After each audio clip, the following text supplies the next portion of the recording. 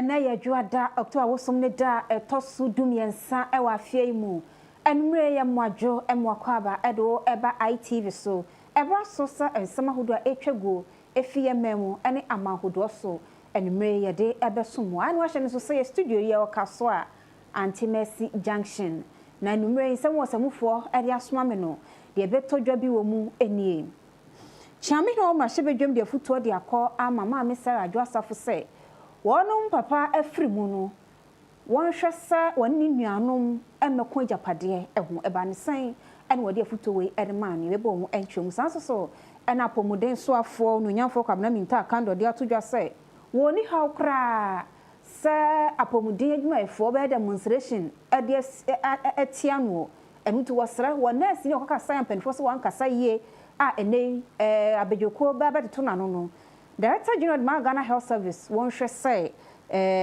wobema atamtiri akọ ediama no ma wo mu ntwena so biasa sanso so ana health minister ye wakasa se apomuden anwumayefo nurses and midwives baako empimsia ene ahanum ena nei Ministry of Finance ahwefi ase eklekle wo mo de akamu so no hwebe November de na wonum sa aka wo mo esika Ebusuya posi ade abetodwa se wonum sa aka enipa bi omo create fake online wo mo kyerese food delivery wo mo yo send sika na wonum ade atwa wo mo anumu ensem oni afofo bi eka ho dwede mu nsem eka ho Ghana Revenue Authority ade nsem bi atodwa ibebo mu entwemu ani dwede mu nsem enso ka ho dade numba na ye hu sansam enumere kase we bebo mu na afi yakopie mu ewo nkofo aman esomidi ene da chehima afia akonwa enwe maje penie ere kase esumo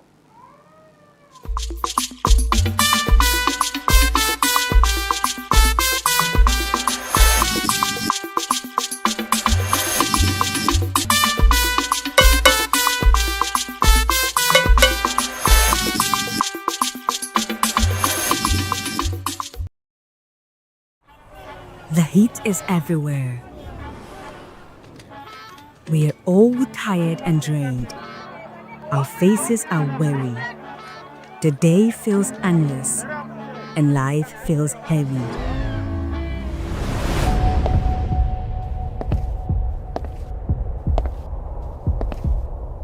Then it happens.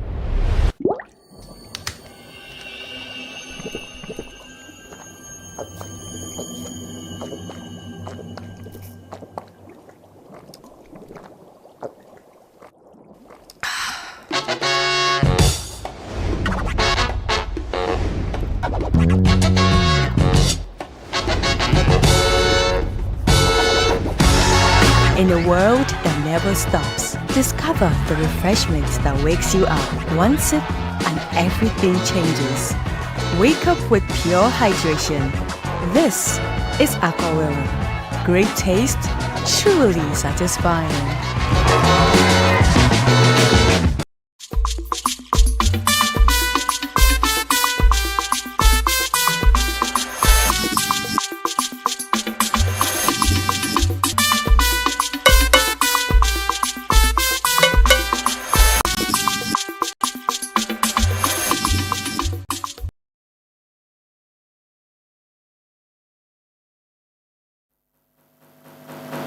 Ntremu enie ena no apomuden adwumayefo bie a wonu ye wo church se ye posti wo mu nanso ye kwa afe wonu maketua ema wonu dan kakra bibia wu nanso mu nya sika entua namso wo nurse de bi akokasa ye na wo trust wo nurse ni asem wo kan ye wabu apomuden so afo no nyamfo kwabra mintan akando enimtia no namso me say Ghana Health Service wo ma tobejeko abai awrei wonu beto nsafra no na de nti wo kan se wakokyerechire semu ne dey Ononyamfo kwabna minta kando a wo health minister oni nhyemtwofo di nhyemu fasa aketua nsensem ne wo sre Director General of Ghana Health Service say wonu de woni haw se nipakuo bi beye wo ye kyerɛ ade atia no enu ti no awura na sam no beye a wonu fanche na afi wonu mo hwɛ kwa mo faso aka no ma adwobrew embra na entimi emwa absolutely nothing against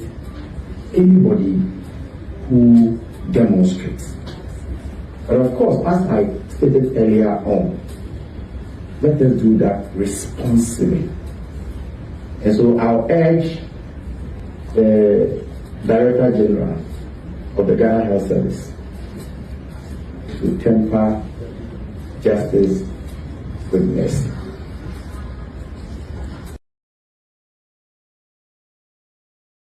I have absolutely nothing against anybody who demonstrates. But of course, as I stated earlier on, let us do that responsibly. And so I'll urge the Director General of the Ghana Health Service to temper justice with mercy.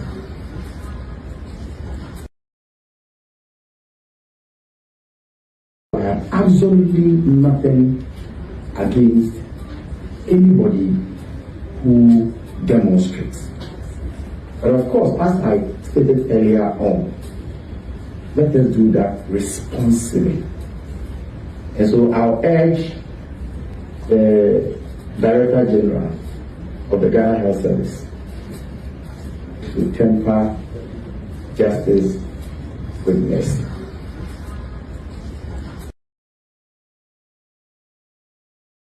I have absolutely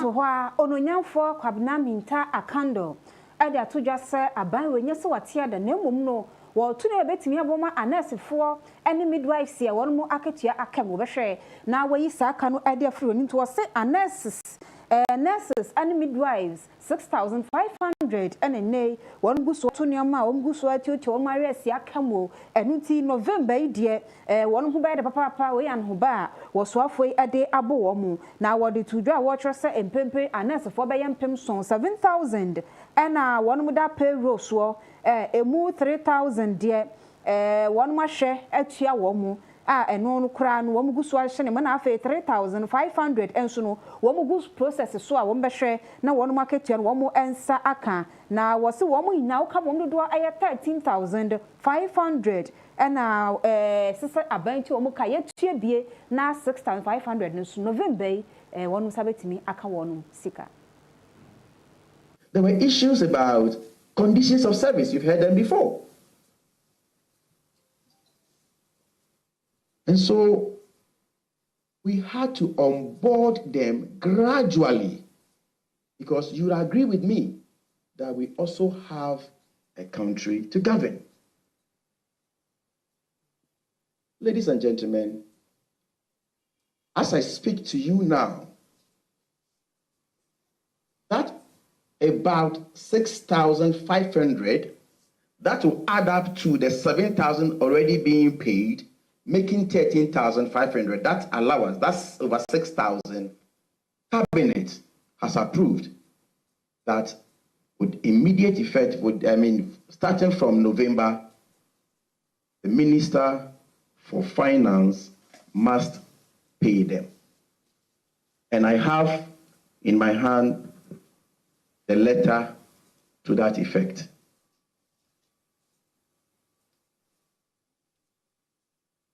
And so these were the difficulties. I empathize with anybody who had to go through this painful situation.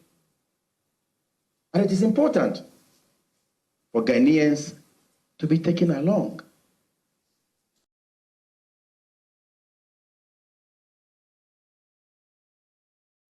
Health Minister Ononyanfo kwabna minta akando nis wadi tudwa we tumra kyerɛsie na finisam no emudia na yenkopie mu ewo chiamehene a womra hyebedwam Alban Kingsford Sumana Bagman na kache na enedai ma mesara adwasafo kane dome kwabenyampe soso na hyebedwam woni na busua ekɔ speaker ho ekɔ si na yie asene sinimpon eye Apostle Safo Kantanka wodaya wansore na wonu si na ye wie ni speaker fa sakwan so wonu di nkomo na watu ma mesa adwasafo fo sei ni papa akuroi won hwe se ajapade a wogya atwere no mo man to kwa bia ma woni nuanu entamu ena mo japade ho enti.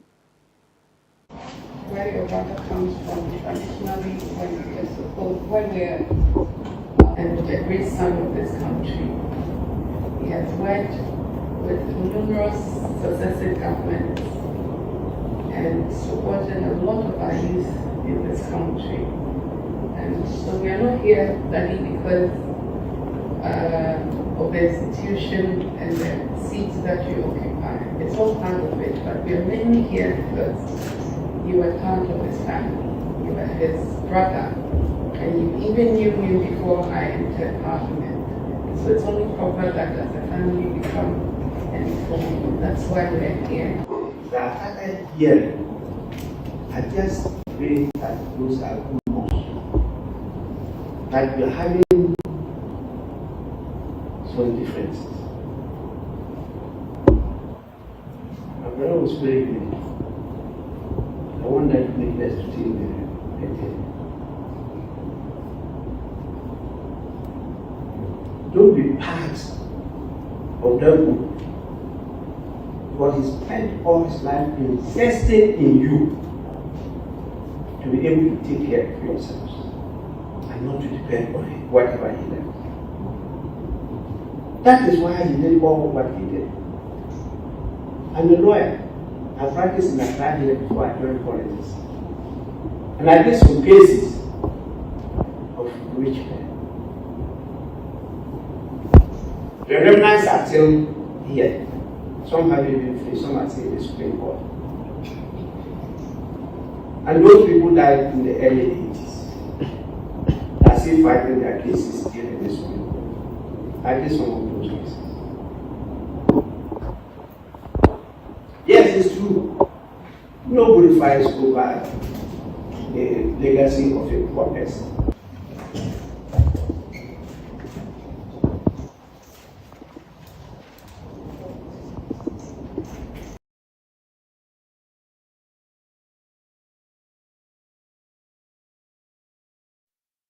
Vice President Professor Nana Jane Wopoku enso akopiemu ewo Belgium yani nano wo official visit here okopiemu ewo Brussels where 2025 Global Gateway Volume ekoso ewo and wodi ato just Ghana ban mampeni John Dramani Mahama wali atasa gadam say obehwe na woto ase ewo Ghana ha na ti bosa sesusanso a gadam say di dua wo man no eso no se wanhwe hu bibia dachi asetemba ne papa ewo man emu.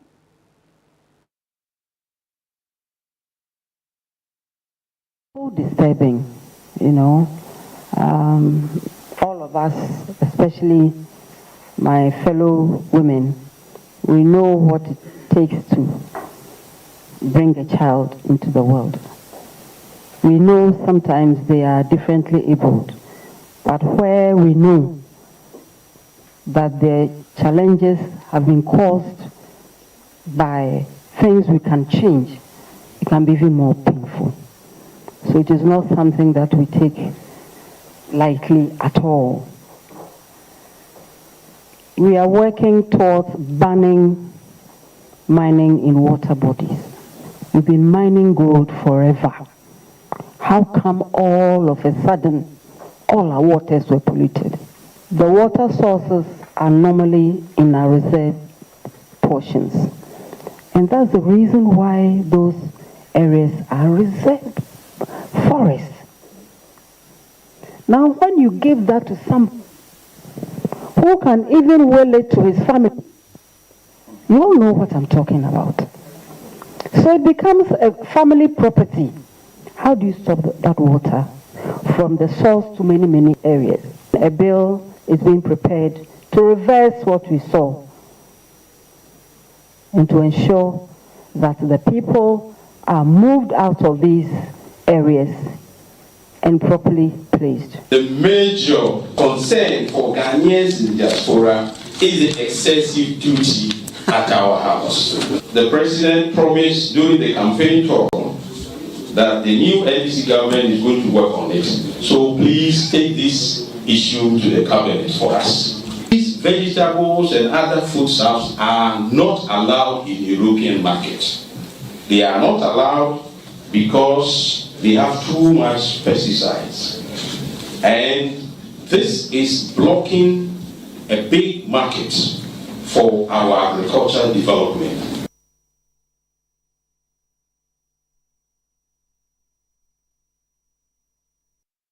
Wagaram se who ansemi ena Dr. Charles Intom our senior specialist Sunyane Technical Hospital uko gynecologist one department na panibo adwuma enso eho we de futuo ni adesrede en wode kwama Ghana fo nyina se foma gudie tuo no kwan bone a nipa bie fa so tuo ne afa ne gadamse no wode hwese so betwe won ho afiri ho esanse sunsunso kase pa edidue adasan apomuden eho anu so mo anhwe enjaya dachi no ebeha yi papa ewo man emu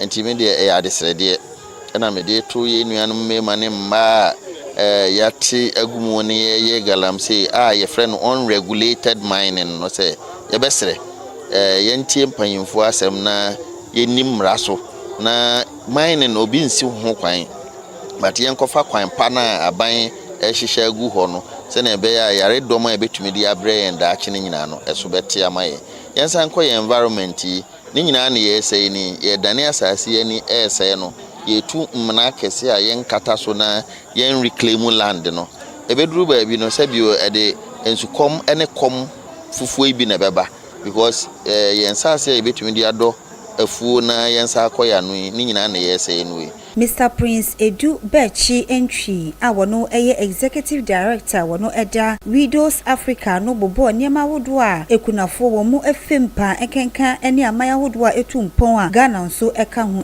ba Widows Connect Africa ye di dwumadi ya ye frɛ emrantie emabawa mpanyimfo adwuma mu mpanyimfo a woye ebanya adwuma ana ankorankora adwuma ana ye de won ba se ye be hye won animonyam aba won aba so won sabi timamfo dodo na di won ho danse se kwaja wo fa so di nsi ye no kredi ahokeka sonkosom timamfo no omo da sonko na ye hye won animonyam aba won aba so no na ye suso gu won so se kakra bi won wo a won betimi de aso Widows Connect Africa ase na de be boa ma akunafoi ne wo mma asetena mu no sebi Syria kakra ba wo manim na yesu bebrebe ne eto atwa no eno na ye botaya sebi epushi yen a ema yetu anama etese Nekra Kremono Mr. Collins Ata Poku awono chief executive officer woda Eduana Football Club eno ewo doma ahinkro ewo bonumantem efutu amede be ma mebuna aba ene se hwehwe be bia wani gye wo na hwe adoma kyede a ewo mu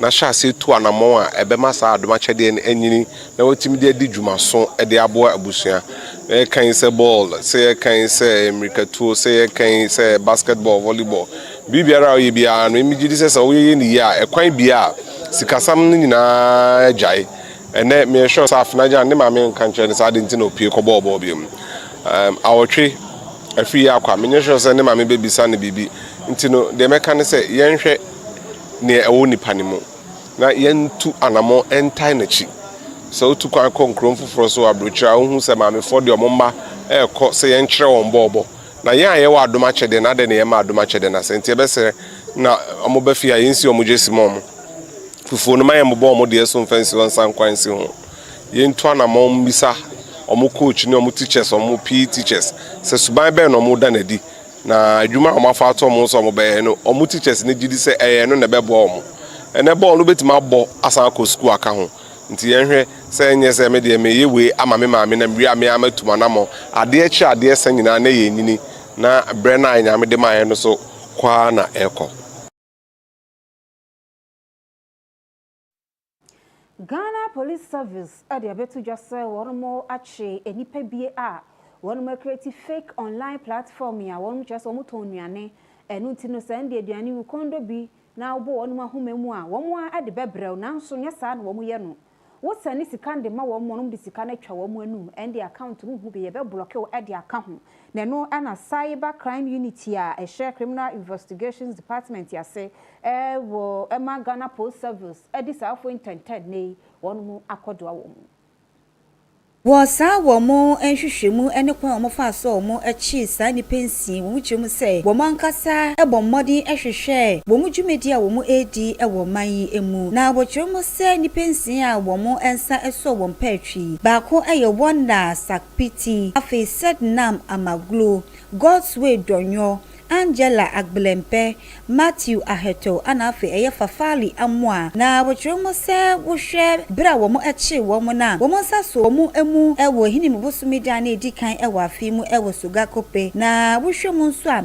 sankofo wo mo ediboni achepaye sedie wo mo kyeremo no wo mo se emumiensa eye ma emumiensa nso eye mema wo mo hwehwemu a wo mo di nkan eye no wo mo kyeremo se sisi sankofo ya wo ho aken wo mo ebiebie fake website afenso social media pages bi wo no ma ni nyina no eye kweti kwan eno mafa so wo mu ebiebie mu kyeremu se wo mu eye food brands bi etese papaye Pizza Man KFC ana afe eye mawako ade hye kyeremu se bo hwe wo mu dwumedi a wo mu edi ewo kweti kwan so a enkofo bebre na no ena ya no wo mu hye wo mu se wo mu emma wo mu enuane na ansa no wo mu di enuane ne bekọ bia ya wo mu ewo wo mu hye wo mu se wo mu fa wo mu sika no entu wo mu mobile money eso na wo mu saka sika ni ewia wo mu anuane a wo mu order de anya de wonsa ebetumi aka enhwehwemu biom a wo mu esan ye biem ene se bo hwe enkofo ya won hyede ni tumi krata bia empo se wo bi ntumi ensende wo mu sika no anaso won hyede nim de bia wo kwan obefa so a wo besane wo mu sika se de be ya ne nsa beka na aduane a wo mu acheche nipa no na wo brekro mu kire sai nipa kro no kwan obefa so a wo besane sika no na wo mu enam sa kwan no so am wia sankofo no wo mu ankasa sika da wo mu efon so we nam so am wo mu achiremu se nkofo wo mo di boni achepa eye na de atwato kura wo nkofo wo mo chi wo mo ense eye ehini mebosome no ne da na etosu dwumienu wo afimu no wo mo ekochi nkofo miensa saka ho wo hatwu wo nkran na wo mo achiremu se sankofo eye Elijah Sotama eche dudu na no efre Pop Smoke sanso ana Elliot Sotama achu wono ena woye eye leader oda wo mo anon Jetro achu ana afe Obed Selasi Agbolu wono nso eka ho bi na bra wo mo che wo mo no wo mo nsa eka eye mobile phones baako dumienu sanso ana nieme bi nso ana esan wo mo nchen no ni nyina no wo mo agifiri wo mo nsem a wo kyerem se ni nyina ye kwan ofa so fa akweti kwan so a wonsa eka asa nieme sese di wo kyerem se ni pedu ana wo mo ewo posi akache na enche wo mo de wo mo ebekwa akogina asani bia se de be ya wo metumi atoto wo mo ano na asotwe ese efata no wo mo de ama wo mo.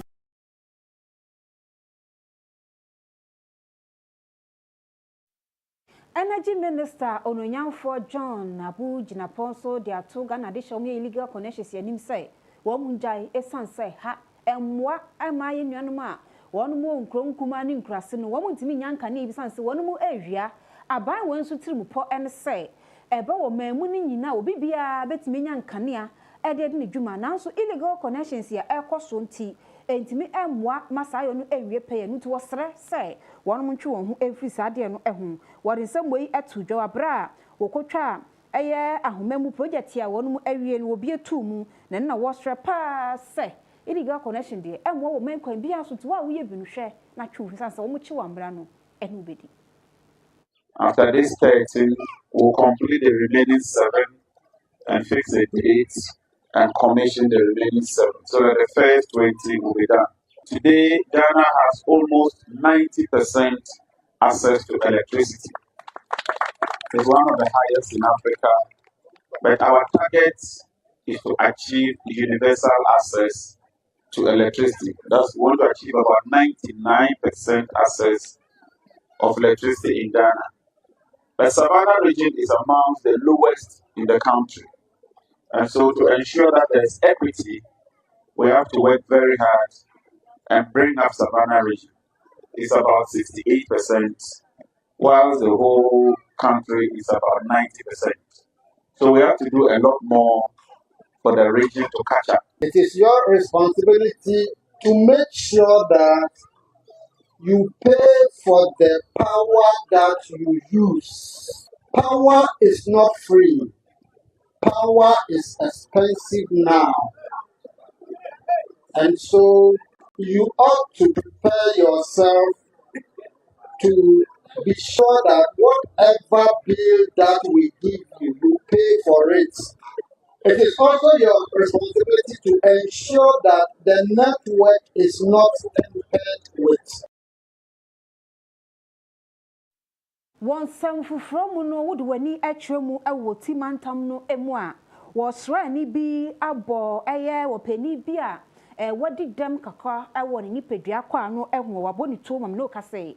One catias for whom na Sarah Husemi SC a team antam no emu a wenu en quantam mensi no emu crobia a day abrewan cock. Na watchose one mashese obi anhye dem curfew bi ne de ato onum eso na so opani a wadi dem yi wo rupie ye bere sese wo hye dem no enu wo srani a ponito ase wo bu nua gu na sumwa ye asobrache a nuti no eto no akasa no ma waye nyamedea Enche bia na rehusem esi ye ewa brankofo bia wosusu se wonsako ha womo ekofa bayire ewo ye jegron an enu wochimu se eye guan akode town ana sasem no esi ye enam suma ekoba se empinifo eye nhwahan womo ankahwe eye din ewa bra adehie binum womo ahwere womo enkwa sesie ni womo achimu se ebisa ana asan esi ni ninano enam eye abrante wofra na Atabasu Lucas sisi wonunso nananom ma wonsiedu ni ninano enna masrafo binuma womochi ne kra edi free ni nsem enam so masese ne busua kiremo se ene ade wo mbetena wo mo etoso enhu behia sa atentre ne ebetumi akoso edi ama wo mo esansa ade hie bebre nano ana efrim ne nso akoba ne se empenifuo ayekom wo mo enkasa wo mo twense niema boni ebesi wo mo ayenhwahan a ene ade wo motumi aka bibi ade afasa ensem no nenso wo mo kiremo se wo mo de hie asese ne wato idie ene ade a wo mo nso ebetena won toso enu to mo di adestrede ede tu mpenifo enim se nimonimu ye bo mo ensori waka enye hwehwemu emfamfa sa ensemienu a esi enkofo edi nkan ekofa abayira wo kirem se wo mo agi won kra ede firi wo mo ensem eni eye Atabaso Lucas ebusua wo mo kirem se wo mo pa atentrene ede ama wo mo ede hie. What happened was that they first knocked at one of the doors and it opened. When they entered, it was the mother of this deceased gentleman. So they said once she's a woman, they left her. Then they proceeded to the next door. When they opened, it was one gentleman. In fact, gentleman, come around. He is the one standing over there. So they saw him sitting on a chair. And the soldier asked him to come out. And the gentleman did not mind. He did that on 3 occasions. The gentleman did not mind. Then the soldier held his hand and he started pulling him. But still, the boy was holding the door. And for that matter, he had to even tell someone to come and collect his phone so that he would be able to pull the guy out of the room. Before he realized, more and more of them, they were about 5 around the place. While they were struggling with this gentleman, before he could hear pow, pow, about 2 gunshots. About 3 of them, that's the correction they give you, 3 gunshots. So from there, they started dispersing. All of a sudden, he realized that no, his brother was dangling. Then he asked, my brother, were you shot? Oh, before he got to the brother, from over there, he just moved that way until finally he came and fell where we are.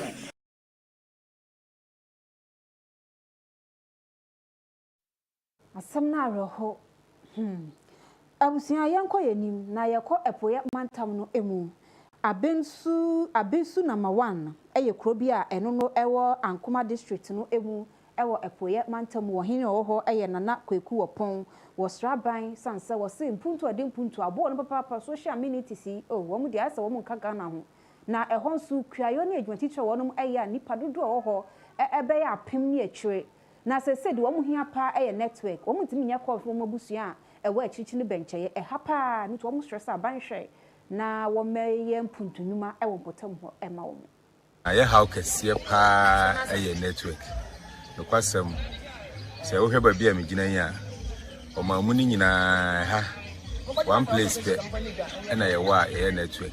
You cry now was some be a person who is in the idea can. Over any power and come be a big piano, be to me a TV. There was a population of about 1,500. The Honorable MP so Honorable Dr. Brian a champion. Why any ever be Yamay? Yes, says but he and Cassia on Samra. Yensra Bam no head network in Zamono and Kama and Sabeya. Yansu, you bit me a dear. Ye chinchin pa, Ukita phone na yenam places per se. You bit me in your network, you could see say you been a hanum. I thought the beer, you better like this will be in the cold phone won't mean for 2 hours. There was structure be a yaboy this issue. It is all banner structure, and so I might do a train will be any day and sana.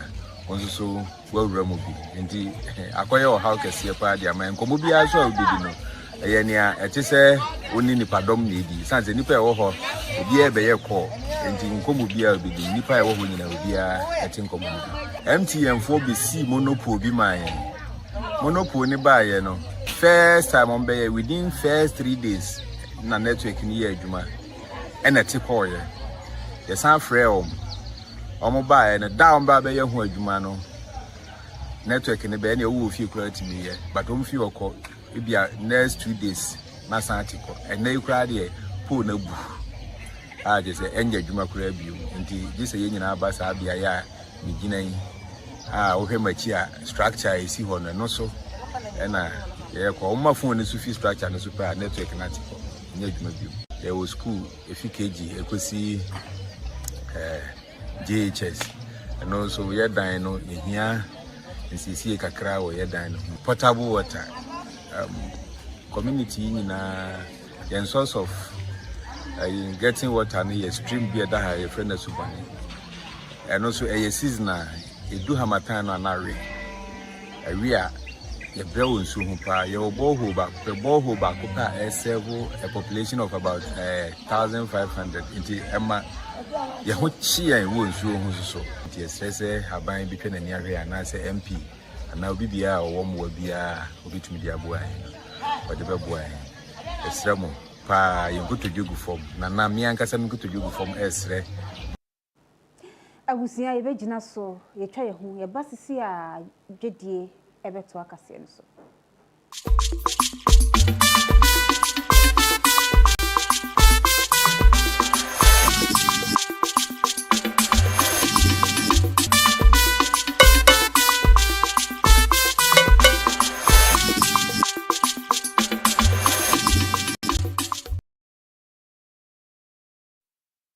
Afe dwedie ani sikasem Ghana Revenue Authority e dia to just nanka nipa bi pese wonu yi omu bukata na so nei customs preventive unit she Ghana Revenue Authority ase wonu mo hwe wonu national security no so sankofo epachi a sika be 2.3 million Ghana cedis ananka be hwe wo mu ni na ene se sa wonu mo a de farm go ekọ emiamia ahodo ekotonwi one more lodi we are one more tracker be what as a say one more at the ball one more tank no now soon one more the one more fan tariff then one say one more chief from sa and then one pen for iron shimwa sa for no matimi achi one some drop for shemu ekoso eno na Anthony Kwesi Sapon our year Commissioner General at the Ghana Revenue Authority eba maniwe.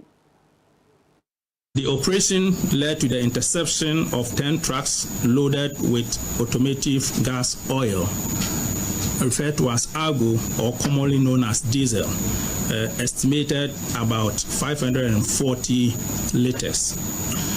Based on the intelligence we received, our team and that of the national security followed the loaded trucks with these goods to the port as they were suspected to be export of goods. And as you may be aware, when goods are loaded for export, it attracts no taxes. However, upon arrival at the port, our team discovered that no vessel had been designated to receive the product. Investigations later revealed that the operations or the parties that are carrying the goods had disengaged the tracking devices that were also fixed on the tankers or the trucks and diverted them under the cover of darkness. The trucks, instead of completing the export process, exited the port area about 3 a.m. on the 8th of October 2025, and they were traced on the Pont Enclave towards a different direction.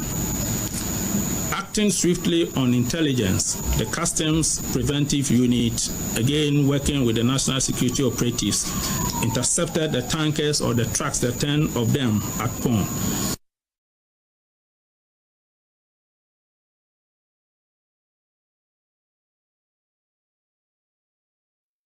Awusia yebegina JRA won mama ne boyi eso na yakwaje nkrato ye ba gudem nsem Sylvester Dakwa